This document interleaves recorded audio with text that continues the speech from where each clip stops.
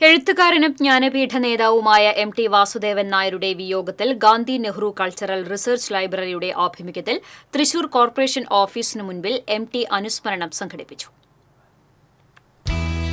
എം.ടി. എന്ന രണ്ടക്ഷരത്തിലൂടെ വിശ്വസാഹിത്യത്തിൽ മലയാള സാഹിത്യത്തിന് ഇടം നേടിക്കൊടുത്ത മഹാസാഹിത്യകാരനാണ് എം.ടി. വാസുദേവൻ നായരെന്ന് എം.ടിയുടെ ഛായാചിത്രത്തിന് മുൻപിൽ പുഷ്പാർച്ചനയ്ക്ക് ശേഷം നടന്ന അനുസ്മരണ ചടങ്ങ് ഉദ്ഘാടനം ചെയ്തുകൊണ്ട് Gandhi Nehru cultural research library president Jose Vallur പറഞ്ഞു. ചരിത്രത്തിന്റെ ഭാഗമായി മാറിയ ഒട്ടനവധി കൃതികളും സിനിമകളും എം.ടി. നമുക്ക് സമ്മാനിച്ചുവെന്നും ജോസ് വള്ളൂർ പറഞ്ഞു.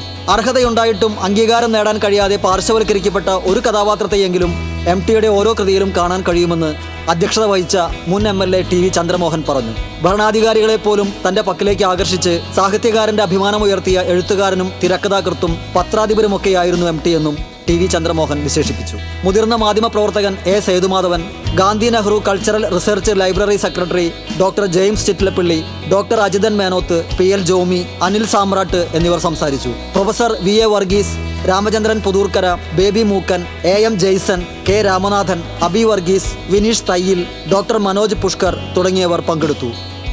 TCV news, Thrissur.